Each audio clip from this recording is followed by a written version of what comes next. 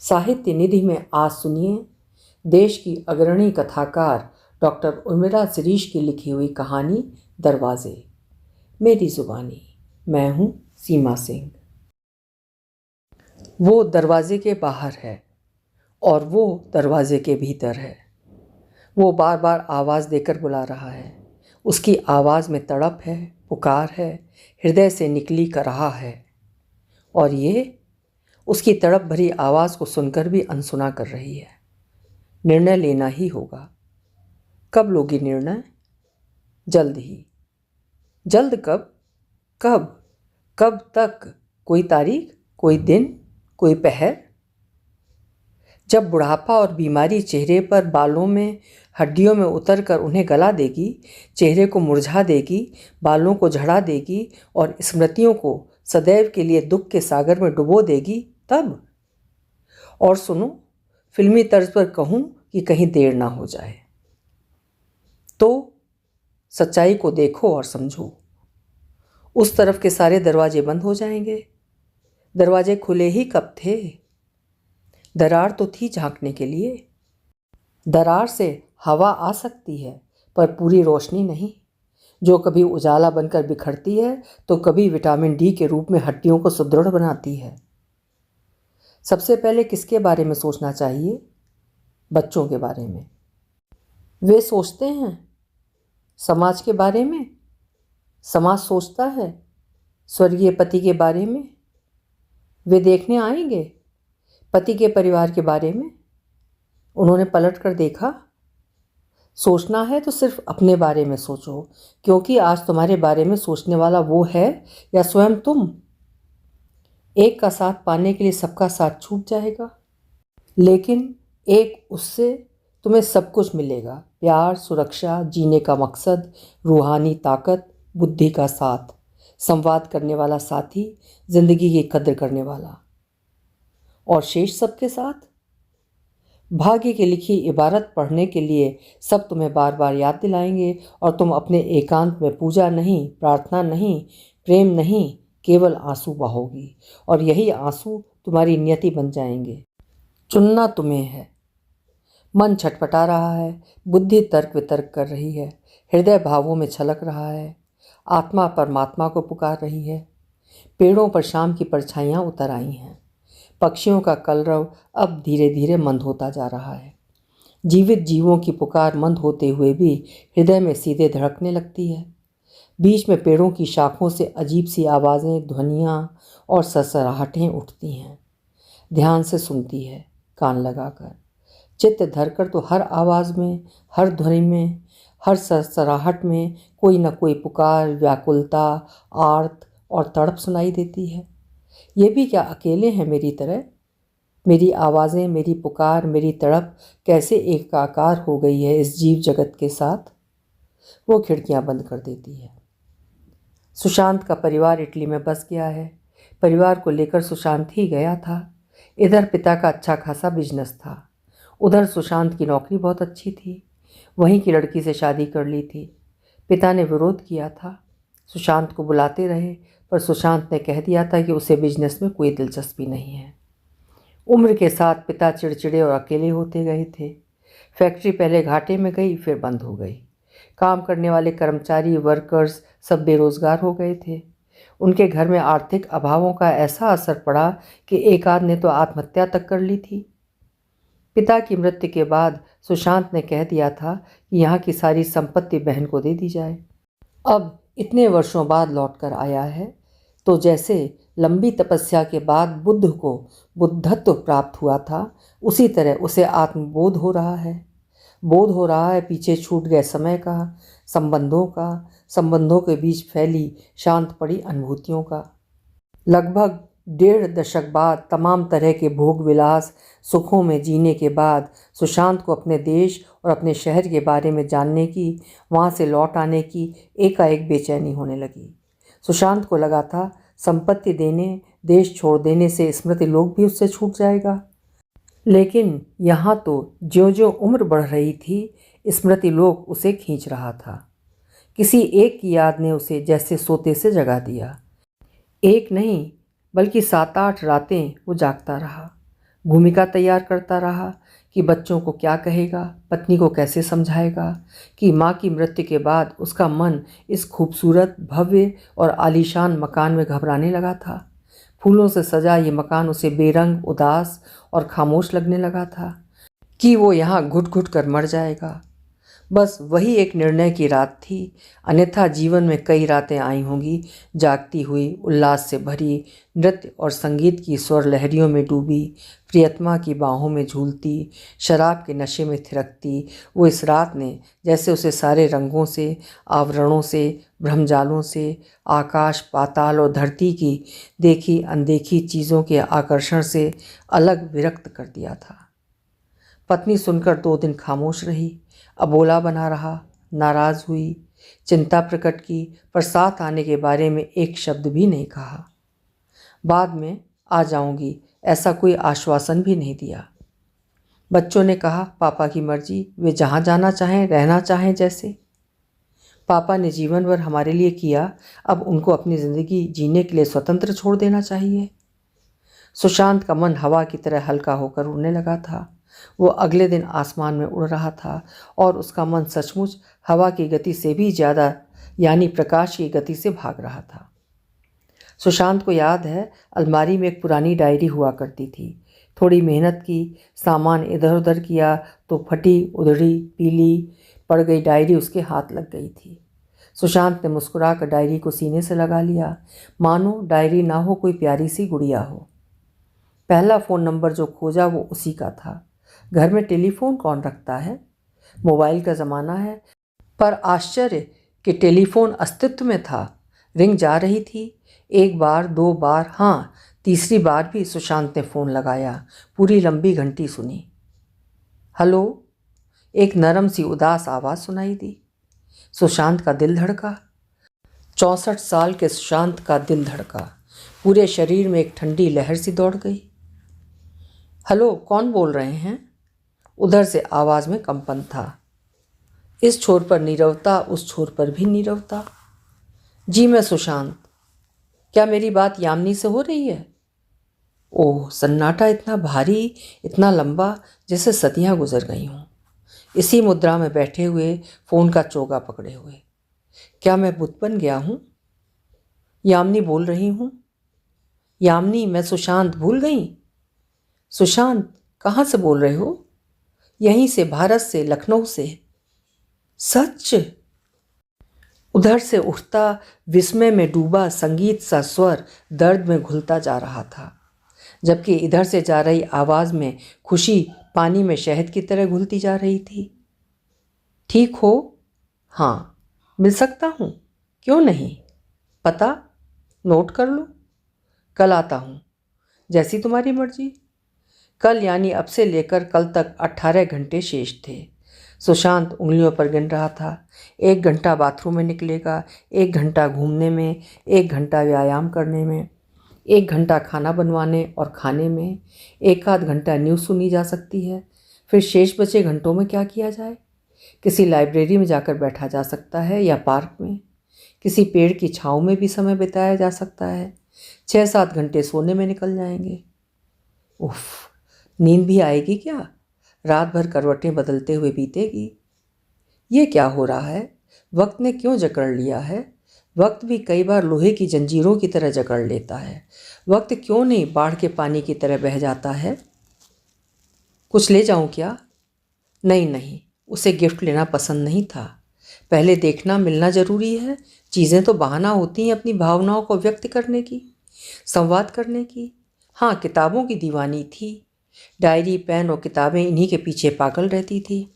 वो इस जगत के पार, उस अदृश्य जगत की रहस्य में डूबी अलौकिक शक्तियों, पराशक्तियों और आध्यात्मिक जगत की अन्वेषक थी। हर क्षण जिज्ञासा से भरी, हर पल नया कुछ पढ़ने को बेचैन रहती थी। अलमारी दोबारा खोली, पर उसको देने लायक कोई किताब और डायरी नहीं थी। बहन ने कहा था कि मैं आपकी किताबें रद्दी में बेच रही हूँ, या बहुत ज़्यादा आपको मोह है तो कॉलेज की लाइब्रेरी में भिजवा दूँगी। सुशांत के चेहरे पर उदासी उतर आई। काश वे किताबें आज होती तो उनके बीच बैठकर कैसे भी पूरी रात बिता लेता। एहसास हो रहा था कि किताबें जाने का अफसोस इतना बेचैन कर सकता है। बस अब 3 घंटे शेष बचे थे। 3 घंटे सुशांत के लिए 3 वर्ष नहीं, 3 युग के समान थे। उसने थैला उठाया और बाहर निकल गया। सड़क के पार थोड़ी दूरी पर पार्क था। पार्क में बेंचें पड़ी थीं, 2-3 झूले पड़े थे, छतरी लगी थी। पार्क में अलग अलग ग्रुप में लड़के लड़कियां बैठे थे। इक्का दुक्का बुजुर्ग और महिलाएं बैठी ऊँघ रही थीं। पेड़ों के बीच में जानवरों की आकृतियां खड़ी थीं। हरी घास पर पैदल चलने वालों की भीड़ थी। पता नहीं क्यों यहाँ परिंदे नहीं थे। कुछ थे तो वे पिंजरे में बंद थे। बिना परिंदों के पार्क सूना सूना सा लग रहा था। लगता है इंसानों की वजह से परिंदे कहीं और ठिकानों या वृक्षों पर चले गए हैं। एक ज़माने में सुशांत भी इसी पार्क में भागा भागा आता था। घंटों बैठकर उपन्यास पढ़ता था। यहीं पर यामिनी का इंतज़ार करता था। यामिनी की आदत थी 2 घंटे इंतज़ार करवाने के बाद आना। उसके 100 बहाने होते थे। फिर 2-2.5 घंटे बैठकर अविराम बोलती रहती थी, किसी उपन्यास पर या किसी अन्य विषय पर, जैसे पत्तों की बनावट और रंगों पर, फूलों की खुशबू और मनुष्य के मन पर पड़ने वाले प्रभावों के बारे में, या तितलियों की प्राकृतिक संरचना पर, या रात में देखे गए सपनों के बारे में। हंसती हंसाती थी। उसकी हंसी की गूंज चारों तरफ सुनाई देती थी। उसके ठहाके भी कम ना होते थे। उन ठहाकों को लेकर उस पर खूब टाइटल लिखे जाते थे। यामिनी सुशांत के मुंह से बेसाख्ता आह सी निकली। इस मन ने हर चीज़ को त्याग दिया, भुला दिया, पर तुम क्यों नहीं विस्मृत हुई? तुम क्यों पत्थर की तरह अपने भीतर पानी का झरना छुपाए मेरे भीतर बैठी रहीं? सुशांत ने घड़ी देखी। अभी 1 घंटा और शेष था। उसने पार्क में एक लंबा राउंड लिया, फिर बेंच पर बैठकर गहरी गहरी सांसें लीं। रुमाल से पसीने से भीगे चेहरे को पोंछा। पहुँचते पहुँचते समय हो ही जाएगा, सोचकर सुशांत चल दिया। ठीक 1 घंटे बाद सुशांत यामिनी के दरवाजे पर खड़ा था। बार बार उंगली कॉल बेल के स्विच पर जाती, फिर ठहर जाती। अजीब सी सिहरन उसके मन को, उसके तन को सिहरा रही थी। सामने वही तो होगी, यामिनी ही आएगी, दौड़ती हुई, हंसती मुस्कुराती, फिर ठहाके लगाकर उसे चुप कर देगी। कितना लंबा अंतराल! बीच का अंतराल जीवन में भूलने का होता होगा। विस्मृति काल। भूल जाओ और लग जाओ अपने गृहस्थ जीवन में, बच्चों की परवरिश में, पढ़ाई में, मकान खरीदने या बनवाने में, सुख सुविधाएं जुटाने के लिए कोल्हू के बैल की तरह जुटे रहो। सबसे प्रिय लोग, सबसे सुंदर चीज़ें, सबसे मधुर यादें, सब कुछ भूलने का समय। उफ! स्मृति और विस्मृति के पहियों पर जीवन रथ दौड़ता रहता है। सुशांत ने घंटी बजाई। एक बार फिर ठहरा, दोबारा फिर ठहरा, तीसरी बार। अब दरवाज़ा खुला। पहले स्त्री ने आधा दरवाज़ा खोलकर चेहरा बाहर निकाला और धीमी आवाज़ में पूछा, आप कौन? सुशांत। आइए। स्त्री ने सुशांत को बैठक में बैठा दिया। बैठक की दीवारों में नमी थी। उसकी दम घोंटू गंध थी। लगा दरवाज़ा बहुत कम खुलता है। लोग भी बैठक में कम बैठते हैं। सोफ़े भी पुराने हो चुके थे। बीच में रखी कांच के टेबल के नीचे यामिनी की प्रिय अभिनेत्री वहीदा रहमान का पोस्टर लगा था। नीचे कुछ अखबार और पत्रिकाएं थीं। साइड की टेबल पर भगवान कृष्ण और राधा की मूर्ति रखी थी। ठीक सामने रखी थी यामिनी की सौंदर्य और प्रेम की नायिका शाल भंजिका की मूर्ति। भीतर और बाहर के बीच में पार्टीशन की जगह एक मोटा पर्दा डाला था। जाहिर था उसके पीछे डाइनिंग टेबल रखी होगी, उसके बगल में रसोई घर होगा, फिर एक आध रूम भी होगा। बस यही तो ढांचा होता है ऐसे मकानों का।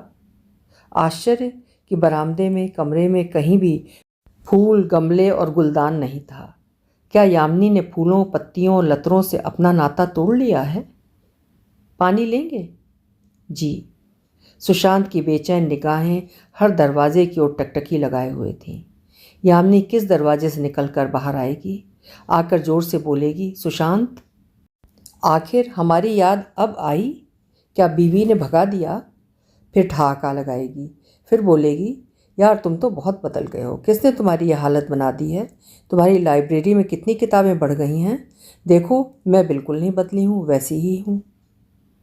अब तक 10 मिनट हो गए थे पर यामिनी नहीं दिखी थी। स्त्री ने चाय का ट्रे लाकर रख दिया था। शक्कर? स्त्री हाथ में खाली चम्मच लिए उसकी तरफ देख रही थी। मैं ले लूँगा, सुशांत ने बेमन से कहा। सुशांत के मन में आ रहा था कि जोर की आवाज़ लगा दे, यामिनी, पर उसे यह भी एहसास था कि वो एक पराए घर में बैठा है। यामिनी के साथ पता नहीं कौन कौन रहता होगा, लेकिन अब तक किसी भी कोने से, किसी भी कमरे से, बाहर भीतर से कोई भी आवाज़ सुनाई नहीं दी। वो बैठा बैठा ऊब रहा था, बेचैन हो रहा था। सामने रखी चाय ठंडी हो गई थी। बड़ी मुश्किल से उसने 2 घूंट चाय पी। वो जाकर पीछे वाले बरामदे में बैठ गया। यहाँ दीवारों पर बुक थैला बने थे। छोटी टेबल कुर्सी रखी थी, कुछ फ़ोटो और पेंटिंग्स रखी थीं। सामने रखी बांस की रैक में अंग्रेजी के कुछ उपन्यास, कुछ दर्शन तथा अन्य विषयों की किताबें रखी थीं। दूसरे खंड में पत्रिकाएं रखी थीं। बगल में रेडियो रखा था। यानी यामिनी अब भी पढ़ती है, रेडियो सुनती है। चलो, किसी ने तो अपनी पुरानी अभिरुचियों को जिंदा रखा है। अब सुशांत से बैठा नहीं जा रहा था। उसका इंतज़ार करने का धैर्य खत्म हो गया था। वो कभी रैक के निकट जाता तो कभी कांच के पार दिखाई दे रहे पेड़ों की कतार देखने लगता, तो कभी पर्दे के पास आकर खड़ा हो जाता। हर दरवाजे के सामने पर्दा टंगा था। डाइनिंग टेबल पर खाली बर्तन रखे थे। क्या इन बर्तनों की तरह ये घर भी खाली खाली नहीं है? पर्दे के पीछे किस रूम में यामिनी है, वो समझ ही नहीं पा रहा था। घर में अजीब सा सन्नाटा व्याप्त था। इस घर में आवाज़ें क्यों नहीं हैं? इस घर में किसी के आने जाने की पदचाप क्यों नहीं सुनाई दे रही है? माजरा क्या है? वो स्त्री भी न जाने कहाँ गायब हो गई थी। सुशांत ने फ़ोन लगाया। घर के घर में फ़ोन? हाँ, आजकल यही तो हो गया है। एक दूसरे के कमरे में जाने के बजाय फ़ोन द्वारा अपनी बात पहुंचा दी जाती है। फ़ोन की घंटी सुशांत को ही सुनाई दे रही थी। फ़ोन सामने वाले कमरे में बज रहा था, यानी यामिनी को सामने वाले कमरे में होना चाहिए। यामिनी, यामिनी, अधीर होकर सुशांत ने पुकारा। यामिनी, मैं यहीं पर हूँ, तुम्हारे घर में। फिर सन्नाटा, गहरा सन्नाटा, लंबा सन्नाटा। अब सुशांत से ठहरा नहीं गया। वो तपाक से सामने वाले कमरे के दरवाजे पर जाकर खड़ा हो गया। सामने जो दृश्य देखा तो लगा चक्कर खाकर गिर पड़ेगा। न जाने कितनी देर तक दीवार पकड़कर खड़ा रहा। यामिनी पलंग पर पड़ी थी। धारा प्रवाह बोलने वाली यामिनी बोलने के लिए संघर्ष कर रही थी। उसके हाथ पांव नहीं हिल रहे थे। उसकी जुबान बमुश्किल से खुल रही थी। अब समझ में आया फ़ोन पर यामिनी इतना गैप क्यों लेती थी। वो पतझड़ के पेड़ की तरह हो गई थी, सूखी, मुरझाई, रंग विहीन। क्या हो गया? बैठो, उसने इशारे से कहा। क्या हो गया तुम्हें? क्यों हो गया? तुम यहाँ अकेली इस हालत में? कुछ नहीं हुआ। बोलने में तकलीफ़ होती है, जुबान लड़खड़ाती है। एक साइड का हिस्सा पैरालिटिक अटैक में आ गया था। अब ठीक हूँ, बस जुबान झटके लेती है और देती है। इस पूरे वाक्य को बोलने में यामिनी को अच्छा खासा समय लग गया था और सुशांत के भीतर हजारों लाखों नंगे तार झटके मार रहे थे। वो पीड़ा से तड़प रहा था। उसने अपना चेहरा दूसरी तरफ फेर लिया। अपने आंसुओं को यामिनी के सामने नहीं बहाना चाहता था, पर वो रो रहा था। नीना, यामिनी घरघराती आवाज़ में पुकार रही थी। फिर उसने घंटी बजाई। स्त्री जिसका नाम अभी अभी पता चला था सामने आकर खड़ी हो गई। यामिनी तकिए का सहारा लेकर बैठ गई थी। सुशांत ने उसे स्त्री से पूछा, सब लोग कहाँ हैं? साहब यहाँ नहीं रहते, वे बाहर हैं। और? बस बिटिया है, वो पिछले हफ्ते ही आकर गई है, 10 तारीख को फिर आएगी। अब तो मैडम फिर भी ठीक है, डॉक्टर आता है देखने, नर्स इंजेक्शन लगाकर चली जाती है और मैं हूँ, यहीं रहती हूँ। ओह, ये क्या हो गया और क्यों? 2 बार मैडम को हॉस्पिटल में रहना पड़ा था। एक बार 20 दिन रही थी और दूसरी बार 1 महीना। दिमाग का दौरा पड़ा था, ब्रेन हैमरेज। यामिनी ने नीना को चुप रहने का इशारा किया। मैडम नहीं मानी। मैडम किसी की बात नहीं सुनती। क्यों? सुशांत ने प्रश्न किया। उसकी आंखों में अब भी आंसू थे, दुख था, पछतावा था। वो स्वयं को ही अपराधी मान रहा था। वो घर जाकर भी घर में नहीं था। उसकी आंखों के सामने यामिनी का कमरा, पलंग और उस पर लेटी यामिनी की छवि बर्फ़ की तरह जम गई थी। न 3 दिन उसने ठीक से कुछ खाया, न सोया, न किसी से बात की। अजीब सी दर्द भरी खामोशी उसके भीतर पसर गई थी। और ये चौथा दिन था। सुशांत यामिनी के सामने आकर बैठ गया। चलो, कहाँ? फिलहाल कोई क्वेश्चन नहीं, कोई तर्क नहीं। यूँ बिना बताए अचानक हॉस्पिटल में रहकर मैं थक गई थी। ये बहाने मत बनाओ, मैंने कई डॉक्टरों से बात की है। तुम्हें अभी भी कम से कम 3 महीने देखभाल की ज़रूरत है। मैं कोशिश कर रही हूँ ना, ठीक तो हो रही हूँ। यामिनी बच्ची की तरह सुशांत को समझा रही थी, लेकिन सुशांत जैसे आज प्रतिज्ञा करके आया था, वो खामोश उसके बाहर आने की प्रतीक्षा में बैठा है। चेहरे पर बड़े बुजुर्गों जैसा भाव है, आदेश देकर न सुनने का भाव। उसने समय को याद कर लिया है। वो 35 साल पहले का सुशांत बन गया है। बीच का समय उसने शून्य में बदल दिया है। निर्णय लेने के लिए उसने यामिनी को थोड़ा सा समय दिया है। जानता है यामिनी लगातार असमंजस में है। उसकी आंखों में अनिश्चय का भाव दिखाई दे रहा है। सुशांत फिर दरवाजे पर आकर खड़ा हो गया। यामिनी, ये सोचने का समय नहीं है। तुम किस किस को सफाई दोगे, क्या कहोगे? किस बात की सफाई? कि क्यों लेकर जा रहे हो? अगर तुम नहीं चलती हो तो मैं यहीं आकर रहता हूँ, मैं देखभाल करूँगा। यहाँ सब कुछ जमा जमाया हुआ है, तुम खुद ज़्यादा ही चिंता कर रहे हो। यामिनी सुनी सुनी आंखों से सुशांत को देखे जा रही है। अब भी सबके बारे में सोच रही हो? हाँ, सोचना पड़ता है। तब भी सोचा था। सबकी खातिर हमने शादी नहीं की थी। क्या मिला? क्या मिला बोलो? मुझे देश छोड़कर जाना पड़ा था। पिता अकेले बिजनेस नहीं संभाल पाए थे। फैक्ट्री बंद हो गई थी। सैकड़ों कर्मचारी बेरोजगार हो गए थे। माँ तक पिता को छोड़कर मेरे पास आ गई थी और वे अपनी बेटी के भरोसे जिंदा रहे थे। ये सब जानती हो ना? सुशांत, जीवन की कद्र करो यामिनी। अपने जीवन को इतना तकलीफ दे और वैराग्य से भरा क्यों बना लिया है? मैं तुम्हारे नितांत व्यक्तिगत जीवन के बारे में नहीं जानना चाहता हूँ, पर मुझे अंदाज़ा है कि तुम अकेली हो। आशुतोष अर्थात तुम्हारा पति तुमसे दूर जा चुका है। दुनिया जानती है कि वो दूसरी औरत के साथ रह रहा है। उसे तुम्हारी कोई परवाह नहीं है। इस सच को स्वीकारती हो ना? फिर क्यों नहीं अपने को स्वस्थ और मजबूत बनाती हो? लगता है इस एकाकीपन और हालात के लिए तुम खुद ही जिम्मेदार हो। वो नहीं लौटेगा। अब तो अपने बारे में सोचो। और तुम क्या कहोगे? कब से तुम्हारा प्रलाप सुन रही हूँ। मुझे किसी को कोई जवाब देने की ज़रूरत नहीं है। बाहर गाड़ी खड़ी है, पहले हॉस्पिटल चलेंगे, फिर मेरे घर। सुशांत, सब कुछ खत्म हो जाएगा। सवाल जवाब, जवाब सवाल। इतना लंबा सन्नाटे में डूबा इंतज़ार, जैसे समुंदर से आकाश के बीच कोई रेखा खिंच गई हो और उस रेखा को पार करना हो। दरवाजे से बाहर निकलो यामिनी, बाहर। बाहर की दुनिया, बाहर की हवा, बाहर की धूप, बाहर के लोग, पेड़ पौधे सब तुम्हारा इंतज़ार कर रहे हैं। देखो बाहर का जगत कितना खूबसूरत है, खुशबू से भरा, रंगों से आच्छादित। हरितिमा की चादरें बिछी हैं, फूलों की डालियाँ सजी हैं, परिंदे गा रहे हैं, हवाएं सरसराते पत्तों की धुन सुना रही हैं। तुम्हें कविता की भाषा पसंद थी तो लौट आओ कविता की दुनिया में। सब अपनी जगह सुखी हैं, खुश हैं। तुम अपनी बीमारी के कारण उन सबको, खास कर अपनी बेटी को परेशान और चिंतित किए हुए हो। आओ यामिनी, दरवाजे के बाहर आओ, प्लीज़ निकलो। यामिनी चुप है। यामिनी की चुप में पूरा घर डूबा है।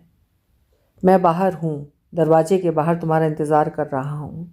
नीना सब संभाल लेगी, तुम्हें केवल अपने को संभालना है।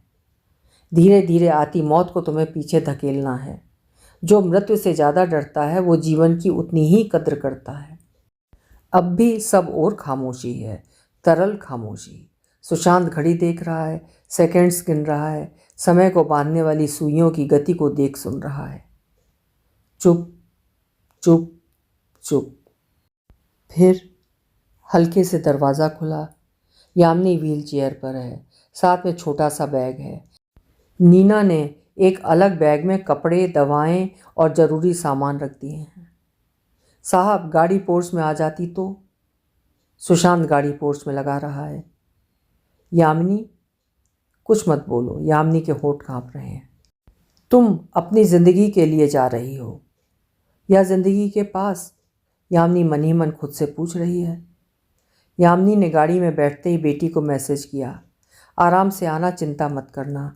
आज मन बार बार कह रहा है कि जीना है, आसमान में उड़ना है, तारों को गिनना है, हरी घास पर दौड़ना है, फूलों के बीच बैठकर चाय पीनी है, पेड़ों की छाँव में बैठकर कविताएं पढ़नी हैं। तुम्हारी माँ को आज पहली बार वर्षों बाद ये एहसास हुआ है कि उसका अपना भी जीवन हुआ करता था, उसका अपना भी अस्तित्व था, उसके भी अपने सपने थे, उसमें भी आकाश को छूने की क्षमता थी। वो भी आज किसी फील्ड में काम कर रही होती, लेकिन कभी अपने बारे में कोई निर्णय नहीं ले पाई थी।